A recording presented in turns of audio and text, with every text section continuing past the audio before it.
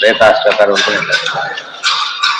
ಈ ಸ್ತೋತ್ರದ ಮಹತ್ವ ಮೊದಲೇ ಹೇಳಿದೆ, ಇನ್ನು ಅರ್ಧ ಆಗಿದೆ ಅಷ್ಟೇನೆ. ಅಷ್ಟೊತ್ತಿಗೆ ಏನಾಯ್ತು, ದೇವ್ರು ಬಂದೇ ಬಿಡ್ತಾನೆ, ಈಶ್ವರ ಕೃಷ್ಣ ಬಂದೇ ಬಿಟ್ಟ ಅಲ್ಲಿ. ಆಮೇಲೆ ಸ್ವೀಕಾರ ಪೂಜಾ ಸ್ವೀಕಾರ ದ್ವಾದಶ ಸ್ತೋತ್ರಕ್ಕೆ ಅಷ್ಟು ಶಕ್ತಿ ಇದೆ, ಮುಗಿದ ಮೇಲೆಲ್ಲ ಇನ್ನು ನಡೀತಿರ್ಲಿಕ್ಕೆ ಬಂದಾಯ್ತು ಅಂತ ಹೇಳ್ತಾರೆ. ಆಕ್ಚುಲಿ ಅದು ಗ್ರಂಥಗಳ ಬೇರೆ ಹಾಗೆ. ತನ್ನೋ ಮಿತ್ರ ಸಹನಾಭವತು ಸಹನಂ ಗೋರಕ್ಷೋ ಸಹ ವೀರ್ಯಂಕರವಾವಹೈ ಸ್ಥಿರಾವಧೀತವಸ್ತು ನಿಷಾವಹೈ. ಓಂ ಶಾಂತಿ ಶಾಂತಿ ಶಾಂತಿ. ಎರಡನೇ ಅಧ್ಯಾಯ ಆಗ್ಬೇಕು, ಹೌದಲ್ಲ. ಯುಂಜಾನಃ ಪ್ರಥಮಂ ಮನಃ ತತ್ವಾಯ ಸವಿತಾ ಧಿಯಃ ಅಗ್ನೇರ್ಜ್ಯೋತಿರ್ನಿಚಾಯ್ಯ ಪೃಥಿವ್ಯಾ ಅಧ್ಯಾಭರತ್. ಯುಕ್ತೇನ ಮನಸಾ ವಯಂ ದೇವಸ್ಯ ಸವಿತುಸ್ಸವೇ ಸುವರ್ಗೇಯಾಯ ಶಕ್ತ್ಯಾ. ಇದರ ಛಂದಸ್ ಬೇರೆ ಆದ್ದರಿಂದ ಮಿಸ್ ಆದ ಕಾಣುತ್ತೆ. ಛಂದಸ್ ಬೇರೆ ಇದೆ, ಗಾಯತ್ರಿ ಛಂದಸ್. ಯುಂಜಾನಃ ಪ್ರಥಮಂ ಮನಃ ತತ್ವಾಯ ಸವಿತಾ ಧಿಯಃ ಅಗ್ನೇಃ ಜ್ಯೋತಿಃ ನಿಚಾಯ್ಯ ಪೃಥಿವ್ಯಾ ಅಧ್ಯಾಭರತ್. ಸವಿತಾ ಸೂರ್ಯನು ಪ್ರಥಮಂ ಯುಂಜಾನಃ ಮನಃ ಯುಂಜಾನಃ ಮನಸ್ಸನ್ನ ಮಾಡಿದರು. ಯಾವುದಕ್ಕೆ? ತತ್ವಾಯ ತತ್ವಜ್ಞಾನವನ್ನು ಹೊಂದಬೇಕು ಅಂತ ಹೇಳಿ. ಧಿಯ ಮನಸ್ಸನ್ನ ತೊಡಗಿಸಿ, ಧಿಯ ಯೋಚನೆ ಮಾಡಲಿಕ್ಕೆ ಪ್ರಾರಂಭ ಮಾಡಿ ತೊಡಗಿಸ್ಬೇಕು. ಆಮೇಲೆ ಯೋಚನೆ ಶುರುವಾಗಬೇಕು. ಮತ್ತೆ ಬುದ್ಧಿಯಿಂದ ಯೋಚನೆ ಮಾಡಕ್ಕೆ ಬರುತ್ತೆ, ಮನಸ್ಸು ಕಾಂಟ್ಯಾಕ್ಟ್ ಮಾಡ. ಆದ್ದರಿಂದ ಜೋಡಿಸುವವನಾಗಿ ಯೋಗ ಯುಂಜಾನಃ ಪ್ರಥಮಂ ಮನಃ ಮನಸ್ಸನ್ನು ಪ್ರವಣಂ ಕುರು ಮಾನಸ ಮೀಶಪದೆ ತೊಡಗಿಸಿದವರಾಗಿ ಸವಿತಾ ಸೂರ್ಯ ಧಿಯ ಬುದ್ಧಿಗಳನ್ನ ಯೋಚನೆ ಮಾಡಕ್ಕೆ ಶುರು ಮಾಡಿದ್ರು. ಅಗ್ನೇರ್ ಜ್ಯೋತಿ ನಿಚಾಯ್ಯ ಪೃಥಿವ್ಯಾ ಅಧ್ಯಾಭರತ್. ಅಗ್ನೇಹ ಜ್ಯೋತಿ ನಿಚ ಅಗ್ನಿಯಿಂದ ಜ್ಯೋತಿಯನ್ನು ನಿಚಾಯ್ಯ ಹೊಂದಿದವರಾಗಿ ಪೃಥಿವ್ಯಾ ಪೃಥಿವಿಯನ್ನ ಅಧ್ಯಾಭರತ್ ಅದನ್ನ ಧರಿಸಿದರು. ಇಲ್ಲಿ ಸೂರ್ಯ ತಿಳ್ಕೊಳ್ಳೋಕೆ ಪ್ರಯತ್ನ ಪಟ್ಟ ಅಂತ ಹೇಳ್ತಾರೆ. ಆದ್ರಿಂದ ಸೂರ್ಯ ಸರ್ವೋತ್ತಮನಿಗೆ ಸಾಧ್ಯ ಇಲ್ಲ. ಸೂರ್ಯ ತನಗಿಂತ ಬಹಳ ದೊಡ್ಡ ವಸ್ತು ಇದೆ. ತತ್ವಾಯ ತತ್ವಜ್ಞಾನ ಅಂತ ಒಂದರ್ಥ. ತತ್ವ ಅಂದ್ರೆ ವಿಷ್ಣು, ತತ್ವಂ ತತ್ವ ವಿಧೇಯಕಾತ್ಮ ವಿಷ್ಣು ಬಂದ ತಿಳ್ಕೊಳ್ಬೇಕು ಅಂತೇಳಿ ಯೋಚನೆ ಶುರು ಮಾಡಿದ್ರು. ಅದಕ್ಕೋಸ್ಕರ ಅಗ್ನೇರ್ ಜ್ಯೋತಿರ್ಯ ಅಗ್ನಿ ಅಂದ್ರೆ ಈ ಅಗ್ನಿ ಅಲ್ಲ, ಈ ಅಗ್ನಿಗಿಂತ ಮೇಲಿರೋದ್ರಿಂದ ಸೂರ್ಯ ಈ ಅಗ್ನಿ ಡಿಫರೆನ್ಸ್ ಇಲ್ಲ. ಪ್ರಾಣಾಗ್ನಿ ಅಂದ್ರೆ ವಾಯುದೇವ. ಜ್ಯೋತಿರ್ಯ ಅವರಿಂದ ಬೆಳಕನ್ನು ಪಡೆದು ಪೃಥಿವ್ಯಾಹ ಅಧ್ಯಾಪನ ಇದು ಭೂಮಿಯ ಮೇಲೆ ಭೂಮಿಯ ಭಾರವನ್ನ ತಾನು ಧರಿಸಿದ. ಬೆಳಕೊಡ ಜವಾಬ್ದಾರಿ ನಂದು ಅಂತಾರಲ್ಲ ಹಾಗೆ, ಬೆಳಕೊಡ ಭಾರ, ಆ ಕೆಲಸ ಬಿಟ್ಟುಬಿಡಿ, ಆ ಭಾರ ನಂದು ಹೋಗ್ತಾಗ ಲೋಕದಲ್ಲಿ ಬೆಳಕೊಡ್ಲಿಕ್ಕೆ ಶುರು ಮಾಡಿದ್ದಾನೆ. ಯುಕ್ತೇನ ಮನಸಾ ವಯಂ ದೇವಸ್ಯ ಸವಿತುಸ್ಸವೇ ಸುವರ್ಗೇಯಾಯ ಶಕ್ತ್ಯಾ ಇದೆ ತಾನೆ, ಶಕ್ತ್ಯ. ಯುಕ್ತೇನ ಮನಸಾ ವಯಂ ನಾವು ಸಹ ಯುಕ್ತೇನ ಮನಸ ತೊಡಗಿಸಲ್ಪಟ್ಟ ಮನಸ್ಸಿನಿಂದ ದೇವಸ್ಯ ಸವಿತುಹು ಸವೆ ಈ ಜ್ಞಾನಯಜ್ಞದಲ್ಲಿ ದೇವಸ್ಯ ಸವಿತುಹು ಭರ್ಗೋ ದೇವಸ್ಯ ಧೀಮಹಿ ತತ್ಸವಿತುರು ವರೇಣ್ಯಂ. ಇದು ಸವಿತಾ. ಈ ಸವಿತಾ ಯಾರು? ನಾರಾಯಣ. ಆ ಸವಿತಾ ಸೂರ್ಯ, ಈ ಸವಿತಾ ನಾರಾಯಣ. ಸುವರ್ಗೇಯಾಯ ಶಕ್ತ್ಯ ನಾವೆಲ್ಲ ಕೂಡ ಒಳ್ಳೆಯ ಸಾಧನೆಯ ಗುಂಪಿಗೋಸ್ಕರ ಶಕ್ತ್ಯ ನಮ್ಮ ಶಕ್ತಿ ಇದ್ದಷ್ಟು ಪ್ರಯತ್ನ ಪಡೋಣ. ಸೂರ್ಯ ಬಹಳ ದೊಡ್ಡ ಸಾಧನೆ ಮಾಡಿದ, ನಮ್ಗೆ ಸ್ವಲ್ಪ ಆದ್ರೂ ಕೂಡ ಸಾಧನೆ ಮಾಡೋಣ ಅಂತ ಹೇಳಿ. ಯಾವಾಗಲೂ ದೊಡ್ಡವ್ರು ಭಟ್ರಂಗ್ ಬಂದವ್ರು ಮುಡಿದವರೆಲ್ಲ ಫೇಲ್ ಆಗಿಬಿಡ್ಬೇಕಾ? ಏನೂ ಇಲ್ಲ, ಅವ್ರವ್ರ ಯೋಗ್ಯತೆ ಅಂತ ಕತೆ ಬರ್ತದೆ. ಅದಕ್ಕೆ ದೊಡ್ಡ ಡ್ಯೂ ರೆಸ್ಪೆಕ್ಟ್ ಇದೆ. ಯುಕ್ತಾಯ ದೇವಾನ್ ಸುವರ್ಯತೋ ಧಿಯಾ ದಿವಂ ಬೃಹಜ್ಯೋತಿ ಕರಿಷ್ಯತಃ ಸವಿತಾ ಪ್ರಸುವಾತಿತಾನ್. ಯುಕ್ತ್ವಾಯ ಮನಸ ದೇವಾನ್ ಯುಕ್ತ್ವಾ ಪಡ್ಬೇಕು. ಯಾ ಮನಸ ದೇವಾನ್ ಸುವಹ ತತ್ಸವಿ ಭೂಹು ಭುವಃ ಸುವಹ. ಸು ಅಂದ್ರೆ ಆನಂದ, ವಾ ಅಂದ್ರೆ ಜ್ಞಾನ. ಸುವರಿತಿ ವರಿತಿ ಜ್ಞಾನ ಮುಚ್ಚತೆ. ಸ್ವರ್ಯತೋ ಧಿಯಾ ದಿವಂ ದಿವಂ ಒಳ್ಳೆ ಬುದ್ಧಿಯಿಂದ ದಿವಂ ಅಂತ ಹೇಳೋದಕ್ಕೆ ಆಕಾಶ ಅಂತ ಒಂದರ್ಥ. ಎಲ್ಲೆಲ್ಲಿ ಜಡ ಪದಾರ್ಥ ಹೇಳ್ತಾರೋ ಅಭಿಮಾನಿ ದೇವತೆ ಅಂತ ಅರ್ಥ ಮಾಡ್ಕೋಬೇಕು. ಬೃಹಜ್ಯೋತಿ ಕರಿಷ್ಯತಃ ಸವಿತಾ ಪ್ರಸುವಾತಿತ.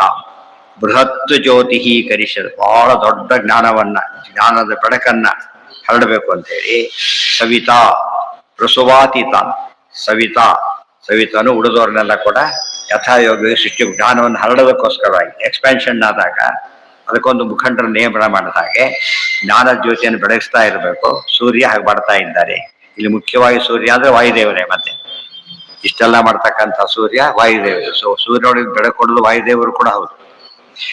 ಯುಕ್ತಾಯ ಮನಸೋ ದೇವಾನ್ ವಸು ಸುವಹ ಯಥೋ ಧಿಯಾ ದಿವಂ ಬೃಹಜ್ಯೋತಿ ಕರಿಷ್ಯತಃ ಸವಿತಾ ಪ್ರಸುವಾತಿತಾನ್ ಅವರನ್ನು ಬೆಳೆಸ್ತಾ ಹೋಗಿ. ಪ್ರಸುವ ಅಂದ್ರೆ ಬೆಳೆಸೋದು.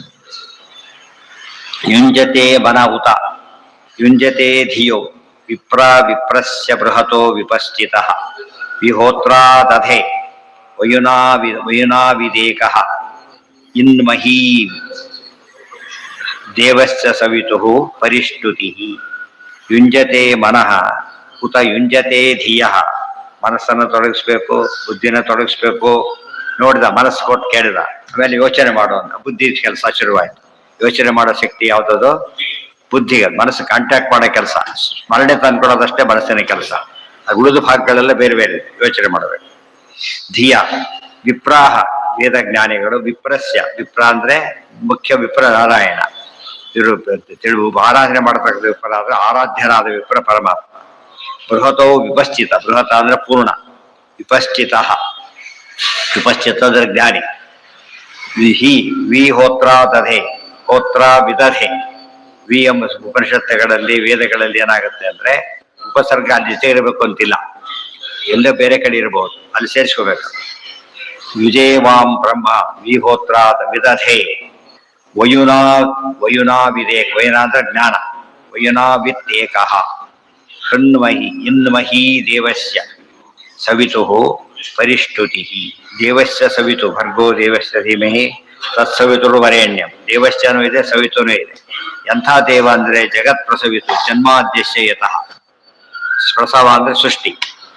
ಜಗತ್ತಿನ ಜನ್ಮಾದಿಗಳನ್ನು ಮಾಡತಕ್ಕಂಥ ಪರಮಾತ್ಮನನ್ನ ಪರಿಷ್ಟುತಿ ವಿಶೇಷವಾದ ಸ್ತೋತ್ರವನ್ನು ಮಾಡೋದು. ಅಭಿಷ್ಟುತಿ, ಪರಿಷ್ಟುತಿ. ಸಾಮಾನ್ಯ ಸ್ತೋತ್ರ ಬೇರೆ, ವಿಶೇಷ ಸ್ತೋತ್ರ ಬೇರೆ. ಎರಡು ವಿಶೇಷ ಸ್ತೋತ್ರ ಮಾಡಲಿಕ್ಕೆ ಎರಡು ಕಾರಣ. ನಮ್ಮ ಪರ್ಪಸ್ ಇದೆ ಮಾಡೋದು ಒಂದು, ಅವ್ರ ಯೋಗ್ಯತೆ ಇದೆ ಮಾಡೋದು ಒಂದು. ದೊಡ್ಡವ್ರು ಇದ್ದಂತ ಅವ್ರು ಏನು ಕೊಡೋದಿಲ್ಲ ನಮಗೆ. ನಮ್ಮ ಕೆಲಸನ ಮಾಡೋ ಅರ್ಹತೆ ಇದೆ. ಸೂರ್ಯೋದಯ ಕಣ್ಣು ಮುಚ್ಚಿ ಬಿಡ್ತೇವಲ್ಲ ಹಾಗೆ. ನಮ್ಮ ಕೆಲಸ ಮಾಡೋದಿದೆಯಲ್ಲ ಅದು ಬೇರೆ. ಅವಾಗ ಒಂದು ಏನಾಗುತ್ತೆ, ಇಲ್ಲದನ್ನು ಹುಡುಕಕ್ಕೆ ಶುರು ಮಾಡ್ತೇವೆ, ಇಲ್ಲದ ಗುಣ ಹೇಳಕ್ಕೆ ಶುರು ಮಾಡ್ತೇವೆ. ಬರೀ ದೊಡ್ಡವರು ಅನ್ನೋಕ್ಕೇನು ಬೇಕಿಲ್ಲ. ನಮ್ಗೇನಾದ್ರು ಬೆನಿಫಿಟ್ ಬೇಕಾದಾಗ ಏನ್ ಮಾಡೋದು, ಅದನ್ನ ಹೆಚ್ಚಿಬಿಡೋ ಪದ್ಧತಿ. ಸರಿಯಾದವರು ಹೆಚ್ಚಿರೋ ತಪ್ಪಲ್ಲ, ಯೋಗ್ಯತೆ ಲೇಪಿಸಿಬಿಟ್ರೆ ದೋಷ ಆಗುತ್ತೆ. ಸ್ವಾರ್ಥದಿಂದಾಗಿ ಇಲ್ಲದ ಹೇಳ್ತಾನೆ ಅಂತ ಅರ್ಥ ಆಗುತ್ತೆ. ಆ ಸ್ತುತಿಗಳ ಅರ್ಥ ಕಳ್ಕೊಂಡ್ಬಿಡುತ್ತೆ.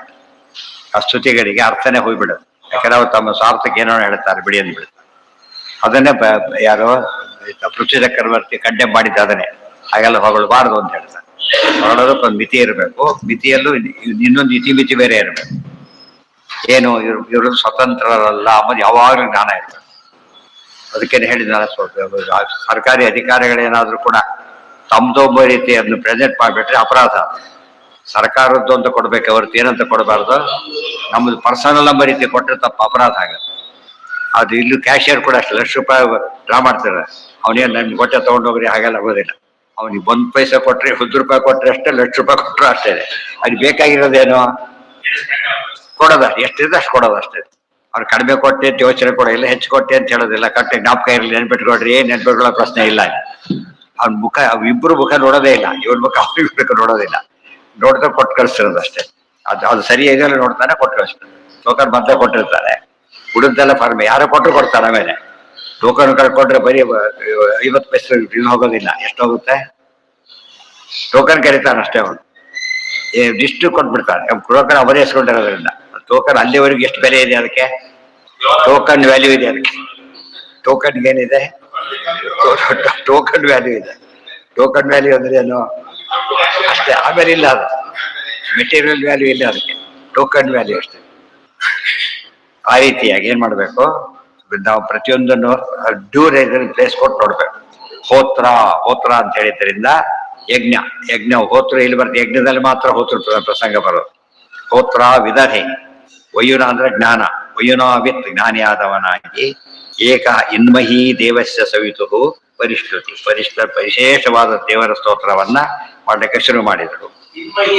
ಇನ್ಮಹಿ ಇತ್ತು ಬಿಡಿಸ್ಬೇಕಾದ್ರೆ, ಅಂದ್ರೆ ಇತ್ತಂದ್ರೆ ಈ ರೀತಿಯಾಗಿ ಮಹಿ ಅಂದ್ರೆ ಭೂಮಿ ಅಂತ ಒಂದರ್ಥ, ಮಹಿ ಅಂದ್ರೆ ಪೂಜ್ಯ, ಮಹಾಪೂಜಾಯಾಮ ಅಂತಿದೆ.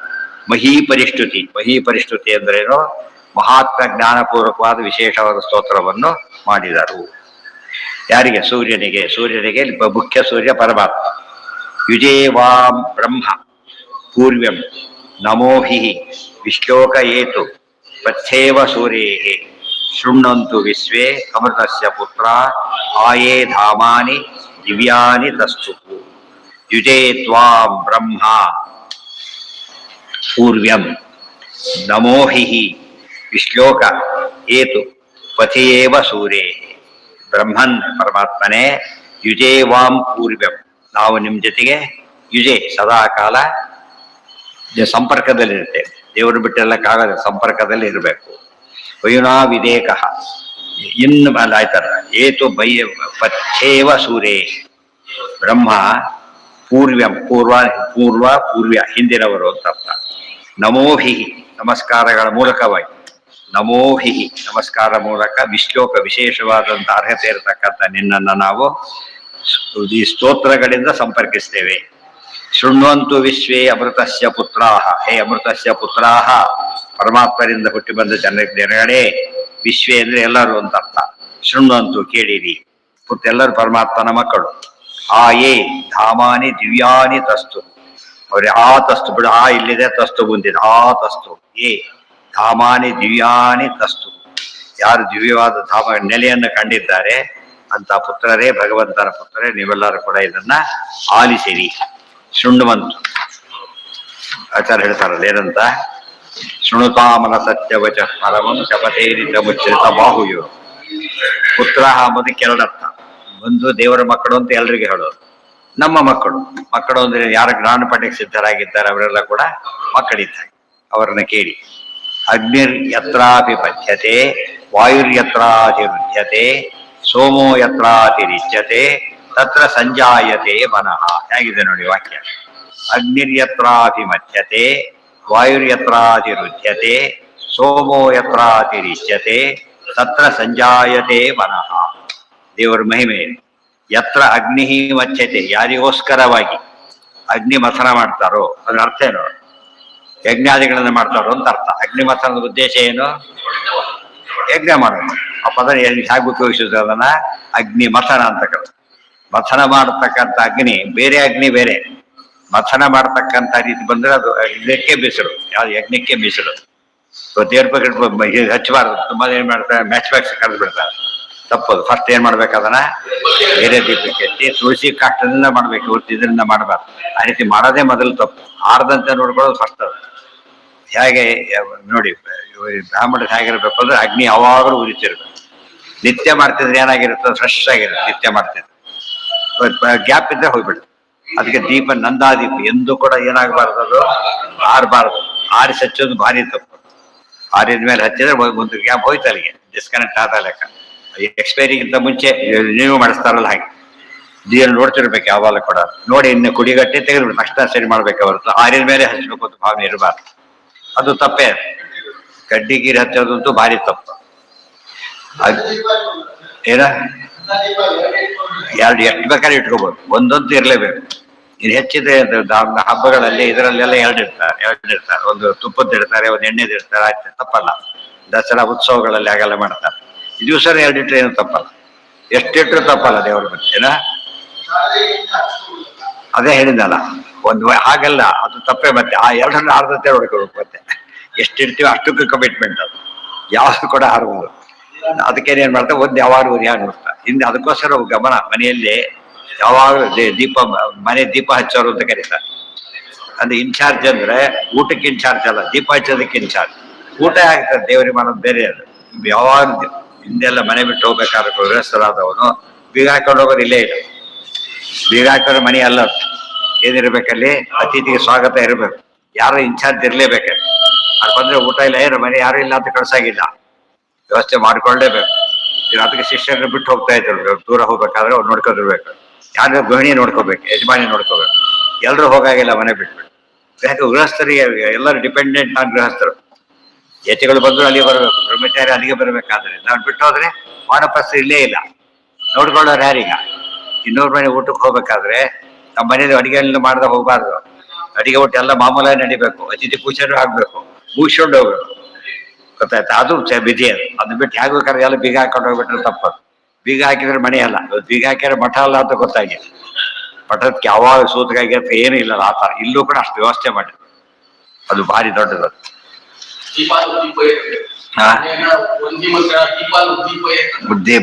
ಉದ್ದೀಪ ಐತೆ ಅಂದ್ರೆ ಏನು? ದೊಡ್ಡದು ಮಾಡ್ಬೇಕು ಅಂತ ಅರ್ಥ, ಹಚ್ಬೇಕು ಅಲ್ಲ. ಚಿಕ್ಕದಾಗಿರುತ್ತೆ, ದೊಡ್ಡದು ಮಾಡಿ ಅಂತ. ದೊಡ್ಡದು ಮಾಡೋದು ದೋಷ ಅಲ್ಲ. ಕುಡಿಗಟ್ಟದ ಚಿಕ್ಕದಾಗಿರುತ್ತೆ, ತಕ್ಷಣ ದೊಡ್ಡದಾಗುತ್ತೆ, ಅದು ತಪ್ಪಲ್ಲ. ಅಗ್ನಿರ್ಯತ್ರಾಭಿಮಥ್ಯತೆ, ಆಮೇಲೆ ವಾಯುರ್ಯತ್ರಾಧಿರುಧ್ಯತೆ, ವಾಯು ಬೀಳ್ಸದೆ ಅದಕ್ಕೋಸ್ಕರ, ನಮಗೋಸ್ಕರ, ದೇವರಿಗೋಸ್ಕರ. ಯದ್ವೀಷ ಉದಯಿತಿ ಸೂರ್ಯ ಅಧಿರುಧ್ಯತೆ, ಅದು ಎಲ್ಲಾ ಕಡೆ ಪಸರಿಸುತ್ತದೆ. ಅದು ಯಜ್ಞಾನೆ. ಅದು ಇದು ಬದುಕು, ಸತ್ತೋಗ್ಬಿಡ್ತಾರೆ ಜನ, ವಾಯು ಬರದೆ ಹೋದ್ರೆ ಸತ್ತೋಗ್ಬಿಡ್ತಾರೆ. ಸೋಮು ಯಜ್ಞಾನೆ, ಪ್ರತಿಯೊಂದು ಕಾರ್ಯನೂ ಯಜ್ಞಾನೆ. ದೀಪ ಹಚ್ಚಿ ದೀಪ ನೋಡೋದು ಯಜ್ಞ. ಅದು ಸರಿ ಇದೆ ಅಂತ ನೋಡೋಕೆ ಅದು ಒಂದು ಯಜ್ಞಾನೆ, ಡ್ಯೂಟಿ ಅದು. ಸೋಮೋ ಯತ್ರಾತಿರಿಚ್ಯತೆ, ಸೋಮ ಚಂದ್ರೆಯಲ್ಲಿ ಬೆಳಗ್ತಾ ಇದ್ದಾರಲ್ಲ, ತತ್ರ ಸಂಜಾಯತೆ ಮಾಡಿ. ಇದರಲ್ಲಿ ಯಾರಿಂದ? ಎಲ್ಲ ದೇವರಿಂದ. ಅಲ್ಲಿ ಮನಸ್ಸಾಗ್ತದೆ. ಬಡಿಸಿದ ತಕ್ಷಣ ಊಟ ಯಜಮಾನ ಯಾರು ಅಂತ ಕೇಳೋದಿಲ್ಲ, ಯಜಮಾನ ಈ ಮನೆ ಯಾರ್ದು ಅಂತ ಕೇಳ್ತಾರೆ. ಹಾಗೆ ಇದೆಲ್ಲ ಯಾರು ಮಾಡ್ತಾರೆ? ಯೋಚನೆ ಮಾಡ್ತಾರೆ. ಪುತ್ರ ಜನ್ಮಾದ್ಯಶ್ಯ ಎಲ್ಲ ದೇವರು ಮಾಡ್ತಾರೆ. ಫೈನಲ್ ಆನ್ಸರ್ ಅಂದ್ರೆ ಏನ್ ಕೊಡ್ಬೇಕಾದ್ರ ಅಲ್ಟಿಮೇಟ್ಲಿ ದೇವರು ಮಾಡ್ತಾರೆ. ಅಗ್ನಿರ್ಯತ್ರಾಭಿಮಥ್ಯತೆ, ವಾಯುರ್ಯತ್ರಾದಿರುಚ್ಯತೆ, ಸೋಮೋ ಯತ್ರಾತಿರಿಚ್ಯತೆ, ತತ್ರ ಸಂಜಾಯತೆ ಮನಃ. ಅದೇ ಪ್ರಮಾಣಂ ಕುರು ಮಾನಸ ಮೀಶಪದೆ. ದ್ವಾದಶೋತ್ತರ ಅರ್ಥ ಮಾಡ್ಕೊಂಡಾಗ ವಿಷ್ಣು ಕೂಡ ಅದ್ರ ಸಮ್ಮರಿ. ಅಲ್ಲಿ ಮನಸ್ಸಾಗ್ತದೆ. ಊಟ ಮಾಡ್ತಿರೋದು ಇಲ್ಲಿ, ಯಾರು ಹಾಕಿದ್ದು ಅಂತ ಗಮನಿಸ್ಕೊಡೋದು ಅಲ್ಲಿ. ಅವ್ರು ಮಾಡಿ ಎಲ್ಲ ಅವ್ರು ನೋಡಿ ಎಷ್ಟು ಮಾಡ್ತಾ ಇದ್ದಾರೆ. ಬಡಿಸೋರಿಗೆ ಹೇಳೋದಿಲ್ಲ ಅದನ್ನ, ಅವ್ರಿಗೆ ಹೇಳ್ತಾರೆ. ಆ ಎಚ್ಚರ ಇರಬೇಕು. ಸವಿತ್ರ ಪ್ರಸವೇನ ಯುಷೇತ ಪೂರ್ವ್ಯಂ ಯತ್ರ ಯೋನಿಂ ಕೃಣವಸೆ ನಹಿ ತೇ ಕೂರ್ತಮಕ್ಷಿಪತೆ. ಸವಿತಾ ಪ್ರಸವೇನ ಜುಷೇತ ಬ್ರಹ್ಮ ಪೂರ್ವ್ಯಂ. ಇವತ್ತು ಸೂರ್ಯನ್ ನೋಡಿದಾಗಲ್ಲ ದೇವ್ರ ನೆನಪಾಗ್ಬೇಕು ನಮಗೆ. ಯಾತಕ್ಕೆ? ಇದು ದೀಪ ಹಚ್ಚಕ್ಕೆ ಯಾರಿಗಾರು ಸಾಧ್ಯ ಇತ್ತ? ಗೊತ್ತಾಯ್ತಾ? ಆ ಟೈಮಿಗೆ, ಆ ಇದ್ರೊಳಗೆ ಬೆಳಕು ಯೋಚನೆ ಮಾಡಕ್ಕೂ ಸಾಧ್ಯ ಇಲ್ಲ.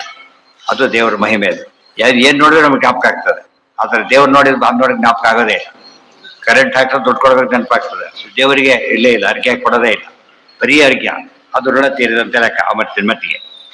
ಸವಿತಾ ಪ್ರಸವೇನ ಜುಷೇತ ಬ್ರಹ್ಮ ಪೂರ್ವ. ಸೂರ್ಯ ಈ ರೀತಿ ಬೆಳಕನ್ನ ಪಸರಿಸೋದಕ್ಕೆ ಪರಮಾತ್ಮನ ಸೇವೆಯನ್ನು ಮಾಡ್ತಾ ಇದ್ದಾನೆ.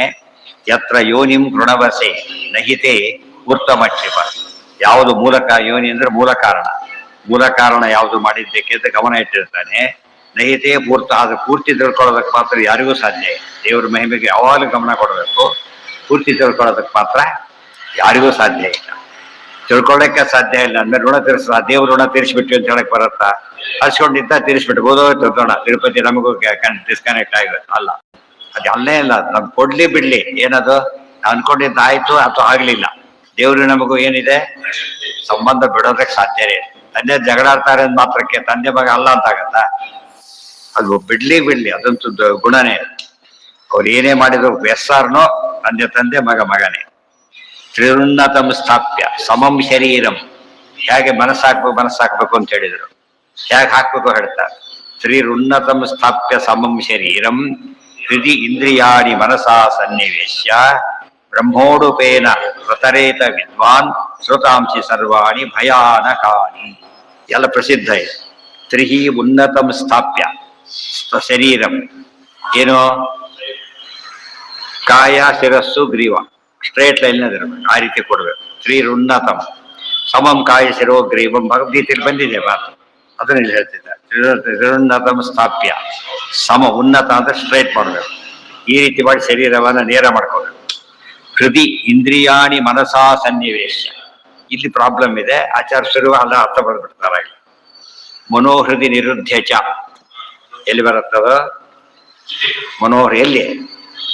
8ನೇ ಅಧ್ಯಾಯದೊಳಗೆ ಧ್ಯಾನ ಅಂತ್ಯಕಾಲದಲ್ಲಿ ಹ್ಯಾಕ್ ಕೊಡ್ಬೇಕು ಅಂದ್ರೆ ಸರ್ವದ್ವಾರಾಣಿ ಸಂಯಮ್ಯ ಮನೋಹೃದಿ ನಿರುದ್ಧ ಚ ಅಂತ ಹೇಳ್ತಾರೆ. ಅಲ್ಲಿ ಸಮಸ್ಯೆ ಇದೆ, ಯಾರು ಬಿಡಿಸ್ಲಿಲ್ಲ ಅದರ. ಮನಸ್ಸು ಅಂದ್ರೆ ಹೃದಯ ಅಂದ್ರೆ ಒಂದೇ. ಸ್ವಾನ್ ಮಾನಸಂ ಮನಃ ಡಿಕ್ಷನರಿ ಪ್ರಕಾರ ಎರಡು ಒಂದೇ. ನೋಡೋದಕ್ಕೆ ಏನ್ ಅನ್ಸುತ್ತದೋ? ಮನಸ್ಸಿನಲ್ಲಿ ಹಾಕಿ ಅಂತ ಆಗತ್ತೆ. ಮನೋಹೃದಿ ನಿರುದ್ಧ ಅರ್ಥ ಆಗತ್ತೆ, ತಕ್ಷಣ ಬರೀತಾರೆ. ಹೃತ್ ಅಂದ್ರೆ ಪರಮಾತ್ಮ, ಮನಸ್ಸನ್ನು ದೇವರಲ್ಲಿ ಹಾಕಿ ಅಂತ ಅರ್ಥ. ಇದಕ್ಕೆ ಯಾಕೆ ಬರೋದಿಲ್ಲ ಅಂದ್ರೆ ಬೇರೆ ಕಡೆ ಬರದೇ ಬಿಟ್ಟಿದೆ ಆಚಾರ್ಯರು. ಅದೆಲ್ಲ ಜೋಡಿಸ್ಬಿಟ್ರೆ ಆಗೋದು. 10 ಉಪನಿಷತ್ತು ಏನು ಬರೆದಿದ್ದಾರೆ, ಬೇರೆ ಏನ್ ಹೇಳಿದ್ದಾರೆ ಅದು ಕ್ರೋಡಿ ಸೇರಿಸ್ಕೋಬೇಕು ಒಂದ್ ಕಡೆಗೆ. ಇಲ್ಲಿ ನೋಡಿ, ಹೃದಯ ಇಂದ್ರಿಯಾಣಿ ಮನಸಾ ಸನ್ನಿವೇಶ. ಮನಸ್ಸಿನಿಂದ ಹೃದಯ ಪರಮಾತ್ಮನೊಳಗೆ ಕೂಡಿಸ್ಬೇಕದ ಸನ್ನಿವೇಶ. ಈ ಪದ ಹೇಳದೆ ಹೋಗಿ ಇವತ್ತು ಗೀತೆ ಉಳಿದವರು ಯಾರು ಹೇಳಿಲ್ಲ ಅದನ್ನ. ಆ ಬಗ್ಗೆ ಯಾರು ಯೋಚನೆ ಕೂಡ ಮಾಡಿಲ್ಲ. ಆಚಾರ್ಯ ಒಬ್ಬರೇ ಅದು ಹೇಳಿ ಮನೋಹೃದಯ ನಿರುದ್ಧ ಅವನಿಗೆ ಅರ್ಥ ಮಾಡಬೇಕು. ಎಷ್ಟೋ ಕಡೆ ಇದೆ ಹೃದಯ ಅಂದ್ರೆ ಏನು, ಸುಹೃದಿ ಸುಹೃತ್ ಸದಾ ಹಿತೈಷಿಯಾದ ಪರಮಾತ್ಮನಲ್ಲಿ ಅಂತ. ಎಷ್ಟು ಸುಲಭ ಅವ್ರನ್ನ ಅರ್ಥ ಆದ್ಮೇಲೆ ಹೋದಲ್ಲ ಅನ್ಸುತ್ತೆ. ಮೊದಲ ಎಡವಟ್ಟಾದ ಕೆಲಸ, ಆಮೇಲೆ ನೋಡಿದ್ರೆ ಎಡವಟ್ಟು ನಮ್ಮದಾಗಿತ್ತು ಅಂತ ಗೊತ್ತಾಗ್ತದೆ. ಬ್ರಹ್ಮ ಉಡುಪೇನ ಹೃದಯ ಇಂದ್ರಿಯಾಣಿ ಮನಸಾ ಸನ್ನಿವೇಶ. ಹೃದಯ ಪರಮಾತ್ಮನ ಬಗ್ಗೆ ಮನಸ್ಸ ಇಂದ್ರಿಯಗಳನ್ನೆಲ್ಲ, ಮನಸ್ಸು ಪ್ಲಸ್ ಎಲ್ಲ ಇಂದ್ರಿಯಗಳನ್ನು ಕೂಡ ತೊಡಗಿಸ್ಬೇಕು. ಅಲ್ಲಿ ಬಂದಿದೆ ಈಗಾಗಲೇ. ಯಾವ ಕಡೆ ಮನಸ್ಸು ಹೋಗೋದನ್ನು ನೋಡ್ಕೋಬೇಕಲ್ಲ. ತತ್ರ ಏಕಾಗ್ರ ಮನಃ ಕೃತ್ವ ನ ಕಿಂಚಿದಪಿ ಚಿಂತೈ, ಬೇರೆ ಯಾನನ್ನೂ ಚಿಂತನೆ ಮಾಡಬಾರ್ದು. ಭಗವದ್ಗೀತೆ ಎಲ್ಲದರ ಸಮ್ಮರಿ ಆದ್ದರಿಂದ ಗೀತೋಪನಿಷತ್ ಇವೆಲ್ಲ ಪ್ರತ್ಯೇಕ ಉಪನಿಷತ್ ಆದ್ರೆ ಭಗವದ್ಗೀತಾಸು ಉಪನಿಷತ್ಸು.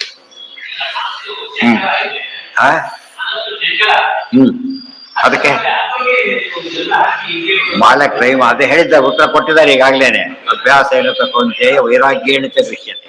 ಒಂದ್ ದಿವಸ ಲೌಕಿಕ ಕೂಡ ಒಂದ್ ದಿವಸ ಗೊತ್ತಾಗೋದಿಲ್ಲ. ಏನ್ ಬೇಕಾದಕ್ಕೆ ರಿಪೀಟೆಡ್ಲಿ ಮಾಡ್ತಾನೆ ಇರೋದು. ವೆಹಿಕಲ್ ಕಲಿಬೇಕಾದ್ರೆ ಎಷ್ಟು ಕಷ್ಟಪಡ್ತಾರ ಅವನು, ಕಲ್ಪನೆ ಎಲ್ಲ ನೋಡ್ಕೊಬೇಕ ಟ್ರೈ ಮಾಡ್ತಾರೆ. ಆಗ ಕಷ್ಟ, ಯಾವುದು ಹಾಗೆ ಬರೋದಿಲ್ಲ. ಇದು ಭಾರಿ ಪ್ರಯತ್ನ ಪಡೋದು. ಬ್ರಹ್ಮೋಡುಪೇನ ಪ್ರತರೇತ ವಿದ್ವ. ಉಡುಪ ಅಂದ್ರೇನು, ನಾವೇ ಬ್ರಹ್ಮನೇ ನಾವೇ. ಇದೆಲ್ಲ ಮಾಡಿಸೋದು ದೇವರೇ ಮಾಡಿಸ್ತಾ ಇದ್ದ ಅನುಸಂಧಾನ ಇರಬೇಕು. ನಾವು ಹೋಟೆಲ್ ದಾಟ್ತಾ ಇರ್ತೇವೆ, ನಮ್ ಕೆಲಸ ಸುಮ್ಮನೆ ಕೊಡೋದಷ್ಟೇ, ತಲೆ ಅರಟೆ ಮಾಡದೆ. ಅವ್ರಿಗೆ ನಾವು ಮುಂದೆ ನೋಡ್ಕೊಂಡು ಹೋಗ್ತಿರ್ತಾನ, ಸುಮ್ಮನೆ ಕೂತಿರ್ಬೇಕಷ್ಟೇ. ಆಗ ಡಿಸ್ಟರ್ಬ್ ಮಾಡಬಾರ್ದು ಅವ್ರು. ಅದು ಕೆಳಗೆ ಕೂತ್ರೆ ಉಪಯೋಗ, ಅಲ್ಲೇ ಕೊಡ್ಬೇಕು. ಅಲ್ಲಿ ಕೂತ್ರೆ ಮಹಾತ್ಮ, ಕೆಳಗೆ ಕೂತ್ರೆ ಅಲ್ಲೇ ಉಳ್ಕೊಂಡ್ಬಿಡ್ತಾನೆ. ಶ್ರೋತಾಂಶಿ ಸರ್ವಾಣಿ ಭಯಾನಕಾನಿ. ಶ್ರೋತಾಂಶಿ ಅಂದ್ರೆ ಇವೆಲ್ಲ ಶ್ರೋತ ಅಂದ್ರೆ ದ್ವಾರಗಳು ಅಂತ ಅರ್ಥ. ಎಲ್ಲ ಬಂದಿದೆ. ಎಲ್ಲಾ ದ್ವಾರಗಳನ್ನು ಕೂಡ ಎಲ್ಲಿ ಹಾಕಬೇಕು, ಕೇಂದ್ರೀಕರಿಸ್ಬೇಕು. ಒಳಗಡೆ ಆಗಿಲ್ಲ, ದೇವ್ರ ಕಡೆಗೆ. ಬರೀ ಒಳಗಡೆ ಹೇಳ್ಕೊಂಡ್ರೆ ಉಪಯೋಗ ಇಲ್ಲ. ಒಳಗೆ ದೇವರಿಂದ ಸೆಂಟರ್ ಮಾಡ್ಕೋಬೇಕು. ಹೌದು. ಪ್ರಾಣ ಯಾವ್ದು ಎಲ್ಲ ಕಡೆ ಬರೋದು, ಒಂದ್ ಕಡೆ ಇಲ್ಲ. ಇದೇನು ಬರದೇ ಇರೋ ಗ್ರಂಥಗಳೇ ಇಲ್ಲ. ವಿತರೇತ ವಿದ್ವಾನ್ ಪ್ರತರೇತ ವಿದ್ವಾನ್ ಶ್ರೋತಾಂಶಿ ಸರ್ವಾಣಿ ಅಂದ್ರೆ ಆ ಕಡೆ ಡೈರೆಕ್ಟ್ ಮಾಡ್ಬೇಕು ಅಂತ. ಎಲ್ಲ ಕಡೆ ಒಂದು ಯೂನಿ ಡೈರೆಕ್ಷನ್, ಎಲ್ಲ ಒಂದೇ ಕೇಂದ್ರ ಆಗಿ ನೋಡ್ಬೇಕಾದ್ರೆ ಒಂದೇ ಕಡೆ ಕೇಂದ್ರೀಕರಿಸ್ತಾರಲ್ಲ ಹಾಗೆ. ಪ್ರತರೇತ ದಾಟಬೇಕು. ಉಡುಪ ಅಂದ್ರೆ ನಾವೆಯಿಂದ ಬ್ರಹ್ಮನೇ ಪರಮಾತ್ಮನೇ ನಾವೇ ಅವನೇ. ಅವನ ಆಶ್ರಯಿಸಿ ದಾಟಬೇಕು. ಅಲ್ಲಿ ಸ್ವಾರಸ್ಯ ಅಂದ್ರೆ ಪರಮಾತ್ಮನಿಂದ ದಾಟಬೇಕು, ಪರಮಾತ್ಮ ಹತ್ರನೇ ಹೋಗ್ಬೇಕು. ಭಾಗವತ ಹೇಳ್ತಾರೆ ಪರಮಾತ್ಮ ಎಂಥ ನೌಕೆ ಅಂದ್ರೆ ನೌಕೆನೂ ಅವನೇ, ದಡನೂ ಅವನೇ. ಗೊತ್ತಾಯ್ತಾ? ಅಂದ್ರೆ ಸಾಧನೆ ಮಾಡಿಸೋದು ಅವನೇ, ಹತ್ರ ಕರ್ಕೊಳ್ಳೋದು ಅವನೇ ಅಂತ ಅರ್ಥ. ತಾನೇ ಮಾಡಿಸ್ಬೇಕು, ತಾನೇ ಕರ್ಕೊಡ್ಬೇಕು. ಅಪ್ಲಿಕೇಶನ್ ಬರೆಸಿ ಫಿಲಪ್ ಮಾಡಿ ಸೈನ್ ಮಾಡಂತಾರಲ್ಲ ಹಾಗೆ. ಹಳ್ಳಿಗಳು ಏನು ಮಾಡಕ್ ಬರೋದಿಲ್ಲ ಅವರಿಗೆ. ಎಲ್ಲ ಫಿಲಪ್ ಮಾಡಿಬಿಟ್ಟು ಹೆಬ್ಬಟ್ಟು ಓದ್ತಾರಲ್ಲ ಆ ರೀತಿ ಇದ್ದಾಗ ಅಷ್ಟು ನಾವೆಲ್ಲ ಹೆಬ್ಬಟ್ಟು ಓದ್ತಾರೆ. ಮೇಲಿನವ್ರು ಬಂದವ್ರು ಏನಾಗತ್ತೆ, ಎಲ್ಲ ಹೇಳಿದ್ ಮಾಡದೆ ಹೊರತು ತಮಗೇನು ಮಾಡ್ಲಿಕ್ಕೆ ಸ್ವಾತಂತ್ರ್ಯ ಇಲ್ಲ. ಅದು ಇಂಪಾರ್ಟೆಂಟ್. ಉಡುಪ ಇಲ್ಲಿ ಎಲ್ಲ ಅನೇಕ ಅರ್ಥ ಇದೆ. ಉಡುಪಕ್ಕೆ ನಾವೇ ಅಂತಾನೆ ಹೆಸರು, ನಾವೇ. ಇದು ಉಡುಪ ಅಂದ್ರೆ ಚಂದ್ರ, ಆ ಅರ್ಥನೂ ಇದೆ. ಉಡು ಅಂದ್ರೆ ನಕ್ಷತ್ರ, ಉಡುಪ ಅಂದ್ರೆ ಇಲ್ಲಿ ಉಡುಪ ಆಗಲ್ಲ, ಒಂದೇ ಪದ ನಾವೇ ಅಂತ. ಪರಮಾತ್ಮನೇ ಉಡುಪ. ಅದೇ ನೌಕೆ ಅಂತ ಬಂದಿದೆ ಭಾಗವತೊಳಗೆ. ವಿದ್ವಾನ್ ಶ್ರೋತಾಂಶಿ ಸರ್ವಾಣಿ ಭಯಾನಕಾನಿ. ಎಲ್ಲ ಸ್ತೋತ್ರಗಳೆಲ್ಲ ಭಯಾನಕ ಇವು. ಯಾಕೆ ವಿಷಯ ಕಡೆ ಹೋಯ್ತು ಅಂದ್ರೆ ದಾರಿ ತಪ್ಪಿತು ಅಂತ ಅರ್ಥ. ಎಲ್ಲ ದಾರಿ ಬಿಟ್ಟು ಬೇರೆ ಕಡೆ ವೆಹಿಕಲ್ ಹೋದ್ರೆ ಹಾರಕ್ ಶುರು ಮಾಡ್ತಾರೆ. ಎಲ್ಲ ಹೋಯ್ತು, ಔಟ್ ಆಫ್ ಕಂಟ್ರೋಲ್ ಇದ್ದಾರೆ. ದಾರಿಯಲ್ಲೇ ಹೋಗ್ತಿದ್ರೆ ಕಂಟ್ರೋಲ್ ಇದೆ. ದಾರಿ ಬಿಟ್ಟು ಬೇರೆ ಕಡೆ ಹೋಯ್ತು ಅಂತ ಎಷ್ಟು ಏನಾಗತ್ತದ, ಕಂಟ್ರೋಲ್ ತಪ್ಪಿದೆ ಅಂತ ಅರ್ಥ. ಇವತ್ತು ನಮ್ದು ಯಾವಾಗಲೂ ಕಂಟ್ರೋಲ್ ಎಲ್ಲೆಲ್ಲ ಹೋಗ್ತಿರುತ್ತೆ. ಅದ್ರಿಂದ ಏನರ್ಥ, ಅದು ದಾರಿ ತಪ್ಪಿ ಹೋಗಿದೆ. ಅದಕ್ಕೆ ಭಯಾನಕಾನಿ. ದಾರಿ ತಪ್ಪಿರೋ ಭಯ ಶುರುವಾಗಿ ಇರಪ್ಪ ಈ ಕಡೆ ಹೋಗ್ತಿಯಲ್ಲ, ಗಾಬರಿ ಆಗ್ಬಿಡ್ತದೆ ಆಗ್ಲೇ. ಹಾಗಾಗಬಾರ್ದು. ಯಾವಾಗಲೂ ದೇವ್ರ ಕಡೆ ಬಳಸ. ಡ್ರೈವರ್ ಇದ್ದ ಹಾಗೆ ಅವ್ನ ವೆಹಿಕಲ್ ಕಂಟ್ರೋಲು, ದಾರಿ ಆ ಕಡೆ ನೋಡ್ತಿ, ಏನ್ ಮಾಡಿದ್ರೆ ಆ ಕಡೆ ನೋಡ್ತಾನೇ ಇರ್ತಾರೆ. ಎದುರಿಗೆ ಯಾರು ಬರ್ತಾರೆ, ವಿರೋಧ ಬರೋದು. ವಿರೋಧ ಮಾಡೋರು ಯಾರಿರ್ತಾರೆ ಅಬ್ಸರ್ವ್ ಮಾಡ್ಬೇಕು. ಓವರ್ಟೇಕ್ ಮಾಡೋರು ಯಾರಿರ್ತಾರೆ, ಎದುರಿಂದ ವಿರೋಧ ಮಾಡೋದು, ಹಿಂದಿನಿಂದ ವಿರೋಧ ಮಾಡೋರು, ಅಕ್ಕಪಕ್ಕದಿಂದ ಬರೋರು. ದೊಡ್ಡದಾದ ಎಲ್ಲೋ ದೊಡ್ಡ ರೋಡ್ನಲ್ಲಿ ಆದ ಒಂದು ಡಿಸ್ಅಡ್ವಾಂಟೇಜ್ ಏನಂದ್ರೆ ಎಲ್ಲಿ ಸಿಕ್ಕಲು ನುಗ್ಗಿಬಿಡ್ತಾರೆ. ಅದು ಭಾರಿ ಡೇಂಜರಸ್. ಟ್ರ್ಯಾಕ್ ಚೇಂಜ್ ಮಾಡಬಾರ್ದು. ಟ್ರ್ಯಾಕ್ ಚೇಂಜ್ ಮಾಡಿದ್ರೆ ಭಾರಿ ಅಪಾಯ. ಇಲ್ಲಿ ಟ್ರ್ಯಾಕ್ ಒಂದು ಸಿಂಗಲ್ ರೋಡ್ ಟ್ರ್ಯಾಕ್ ಚೇಂಜ್ ಮಾಡೋ ಚಾನ್ಸೇ ಇಲ್ಲ. ಯಾತಕ್ಕೆ? ಇರೋದೇ ಒಂದು ಟ್ರ್ಯಾಕ್. ಅವ ಸ್ಲೋ ಆಗಿಬಿಡುತ್ತೆ. ಅಲ್ಲಿ ಅಡ್ವಾಂಟೇಜ್ ಇದೆ. ಕೇರ್ಲೆಸ್ ಆದ್ರೆ ಭಾರಿ ಡೇಂಜರ್ ಇದೆ. ಅನಂತ ಜೀವರು ಸಾಧನೆ ಮಾಡ್ತಾರೆ. ಅನಂತ ಜೀವರು ಸಾಧನೆ ಮಾಡ್ತಾರೆ. ದೊಡ್ಡದು ಇದು, ವಿಶಾಲವಾದದ್ದು. ಇನ್ನೊಂದಕ್ಕೆ ನಾವು ಏನ್ ಮಾಡ್ಕೋಬಾರ್ದು, ಟ್ರಾಫಿಕ್ ರೂಲ್ಸ್ ಆಗೋ ಸಾಧನೆ ನಿಯಮಗಳು ಹಾಗೆ. ಓವರ್ಟೇಕ್ ಮಾಡ್ಬೇಕಾದ್ರೆ ನಾವು ಸಣ್ಣ ವೆಹಿಕಲ್ ಓವರ್ಟೇಕ್ ಮಾಡಿ, ದೊಡ್ಡ ವೆಹಿಕಲ್ ಮಾಡ್ಬೋದು. ಟ್ರಾಕ್ಟರ್ ಹೋಗಿ ಇಂಪೋರ್ಟೆಡ್ ಕಾರ್ಗೆ ದಾರಿ ಬಿಡ್ತಾರ ಅವಾಗ. ಇದು ಬಿಟ್ಟರೆ ಹೋಗ್ಲಿಕ್ಕೆ ಬರುತ್ತೆ ಅವರಿಗೆ. ಯೋಗ್ಯತೆ ಅದು ಅಯೋಗ್ಯ ಮಿಚ್ಚನ್ ಪುರುಷ. ಅವಾಗೇನು ಹೊಡ್ ಪಾಟಿ ಹೊಡೆದು ಬಿಡುತ್ತೆ. ಸ್ವಲ್ಪ ಜೋರ್ ಹಾಕಿದ್ರೆ ಬಿದ್ದು ಬಿಡುತ್ತೆ. ಅದು ತಕ್ಷಣ ಏನ್ ಮಾಡ್ತಾನೆ ಅವನೀಗ, ಇಮಿಡಿಯೇಟ್ ಅದು ತಕ್ಷಣ ದಾರಿ ಕೊಟ್ಬಿಡ್ತಾರೆ. ತಡ ಕೂಡ ಮಾಡೋದಿಲ್ಲ. ಕೆಲವು ಯಾವ ದಾರಿ ಕೂಡ ತಡ ಮಾಡ್ತಾನೆ ಗೊತ್ತಾ, ಅಷ್ಟೇ ಸ್ಪೀಡ್ ತಾನು ಹೋಗೋ ಸಾಧ್ಯ ಇದ್ರೆ ನಾನೇ ಹೋಗ್ತೇನೆ ಅಂತ ಹೋಗ್ತಾನೆ. ಎಲ್ಲರೂ ತುಂಬಾ ಕಳಿಸ್ಬಿಡ್ತಾರೆ, ಹೋಗೋದು ಕಳಿಸ್ಬಿಡ್ತಾರೆ. ಅದು ಕಾಮನ್ ಸೆನ್ಸ್. ಅಲ್ಲಿ ಡ್ರೈವರ್ ಯಾರು ನೋಡಲ್ಲ ಅವನು. ಇವು ಯಾರು ಡ್ರೈವರ್ಗಳು ಕಾಣಬೇಕಾಗಿಲ್ಲ. ಏನ್ ಕಂಡ್ರೆ ಸಾಕು, ವೆಹಿಕಲ್ ದೇಹ ಅಷ್ಟೇ. ಯೋಗ್ಯತೆ ನಿಮಗೆ ಕಾಣಿಸೋದಿಲ್ಲ, ದೇಹ ಅಂತ ಕಾಣಿಸುತ್ತಲ್ಲ, ಅವ್ರ ಸಾಧನೆ ಅವರಿಗೆ ಕಳಿಸ್ಬಿಡ್ಬೇಕು. ಮನಸಾ ಸಂಜೆವರೆ ಭಯ ಆಗುತ್ತೆ ಅಂತ ಅರ್ಥ. ಸೋಡುಪೇನ ಯಾವಾಗಲೂ ಮುಂದೆ ಸಣ್ಣ ವೆಹಿಕಲ್ ಹೋಗ್ತಿದ್ರೆ ಓವರ್ಟೇಕ್ ಮಾಡದೆ ಇರಬಾರ್ದು. ಯಾತಕ್ಕೆ, ನಮ್ಮ ವೆಹಿಕಲ್ ಸಾಧನೆ ನಿಂತೋಗ್ಬಿಡುತ್ತೆ. ಕಾರಣ ಟ್ರಾಕ್ಟರ್ ಮೇಲೆ ಹೋಗ್ತಾ ಇದ್ರೆ ಎಲ್ಲಿಗೆ ಹೋಗ್ಬೇಕು, ಅವ ಬೇಡ, ಆದಷ್ಟು ಬೇಗ ಅವ್ರಿಗೆ ಓವರ್ಟೇಕ್ ಮಾಡಬೇಕು. ಆದಷ್ಟು ಬೇಗ ದೊಡ್ಡದು ಬಂದಾಗ ಆದಷ್ಟು ಬೇಗ ದಾರಿ ಕೊಡ್ಬೇಕು ಅವರಿಗೆ. ಅವನು ಸೇಫ್, ನಾವು ಸೇಫ್. ಈ ಮಧ್ಯೆ ಅರ್ಥ ಆಯ್ತಾ? ನೀವು ಎಷ್ಟು ಕಾಮನ್ ಸೆನ್ಸ್ ಇದೆ. ಅದೆಲ್ಲ ಟ್ರಾಫಿಕ್ ರೂಲ್ಸ್ ಅರ್ಥ ಮಾಡ್ಕೊಂಡ್ರು ಜೀವನ ಅರ್ಥ ಆಗ್ಬಿಡು. ಟ್ರಾಫಿಕ್ ಅಂದ್ರೆ ದಾರಿ ಹೋಗುತ್ತಾನೆ, ಇನ್ನೊಬ್ರು ನೋಡಪ್ಪ ಸರ್, ತನ್ನ ವೆಹಿಕಲ್ ಇನ್ನೊಂದು ಇಷ್ಟೇ ನೋಡು, ಬೇರೆ ಬರ್ತದೆ. ಒಳಗೆ ಯಾರು ಕೂತಿದ್ದಾರೆ ಮುಖ್ಯ ಅಲ್ಲ, ವೆಹಿಕಲ್ ಅಷ್ಟೇ. ಅದು ಯಾವ ಬರ್ತಾನೆ ಲಾರಿ ಅದೇ ಯಾರು ನೋಡ್ಬೇಕಾಗಿ, ವೆಹಿಕಲ್ ನೋಡಿದ್ರೆ ಸಾಕು. ಸನ್ಯಾಸಾಸ್ತ್ರ ವೆಹಿಕಲ್ ದೊಡ್ಡವರು ಕಳಿಸ್ಬಿಟ್ಟಿರ್ಬೋದು ಅಷ್ಟೇ. ಪ್ರಾಣಾನ್ ಪ್ರಪೀಡ್ಡೇಹ ಸಂಯುಕ್ತ ಚೇಷ್ಟ ಕ್ಷೀಣೆ ಕ್ಷೀಣೆ ಪ್ರಾಣೇ ನಾಸಿಕಯ ಉಚ್ಛ್ವಸೀತ ದುಷ್ಟಾಶ್ಚ ಯುಕ್ತ ವಿವಾಹ ಮೇನಂ ವಿದ್ವಾನ್ ಮನೋ ಧಾರಯೇತ ಅಪ್ರಮತ್ತ. ಅದೆಷ್ಟು ನಾರು ಕಟ್ಟಿರುವ ಎಷ್ಟು ಬಹಳ ಅತಿ ಕಷ್ಟ. ಯಾವ ಗೊಂದಲನೂ ಇಲ್ಲ. ಹೇಗೆ ಧ್ಯಾನ ಮಾಡಬೇಕು ಅಂದ್ರೆ ಧ್ಯಾನದ ಪ್ರೋಸೆಸ್ ಅದು. ಬಟ್ ಉಳಿದವರಿಗೆ ಸಮಸ್ಯೆ ಏನಂತ ಕೇಳಿದ್ರೆ ಎಲ್ಲಿ ಫೋಕಸ್ ಮಾಡಬೇಕು ಗೊತ್ತಾಗ್ತಾ ಇಲ್ಲ. ಈಗ ನಾಸ್ತಿಕ ಎಲ್ಲಿ ಫೋಕಸ್ ಮಾಡ್ಬೇಕು ಅವ್ರೀಗ? ಧ್ಯಾನ ಮಾಡಕ್ ಸಾಧ್ಯ ಇಲ್ಲ ನಾಸ್ತಿಕ. ಪರಮಾಸ್ತಿಕನೂ ಇಲ್ಲ, ಪರಮ ನಾಸ್ತಿಕನೂ ಇಲ್ಲ. ಮತ್ತೆ ಎಲ್ಲೆಲ್ಲೋ ಮಾಡಿದ್ರೆ ಫೋಕಸ್ ಯಾಕೆ ಸೈಡಿ ಮಾಡಿದ್ರೆ ಫೋಕಸ್ನ ದಾರಿ ಕಡೆ ಮಾಡ್ಬೇಕು, ಈ ಕಡೆ ಮಾಡ್ಬೇಕು, ಆ ತರ.